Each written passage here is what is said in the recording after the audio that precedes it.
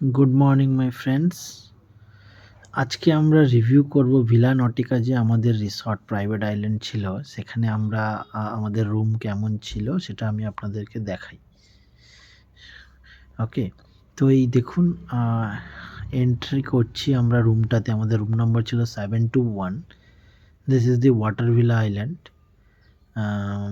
এখানে আমরা রিভিউ করছি। এই আমরা এন্ট্রি করলাম রুমটা। দেখুন, কমপ্লিটলি রুমটা জলের উপরে। রুমে এন্ট্রি করছি আমরা। এটা আমাদের ওয়াশরুম, ডাবল ওয়াশরুম।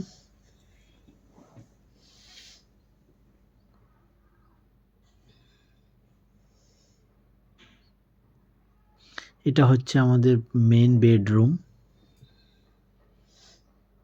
এটা হচ্ছে মেন বেডরুম, নিচে রুমের এন্ট্রান্স। এইটা হচ্ছে আইটেমস, যেগুলো বেভারেজ আইটেম আমাদেরকে বাই ডিফল্ট প্রোভাইড করা হয়েছিল। দেখতে পাচ্ছেন টি কফির বিভিন্ন sachet, water bottles, umbrella, kettle, water kettle,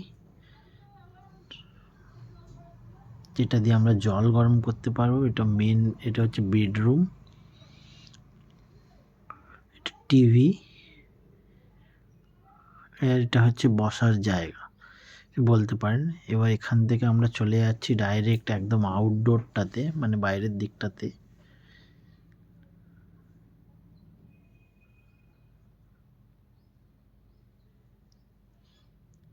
এখানে একটা ডোর আছে।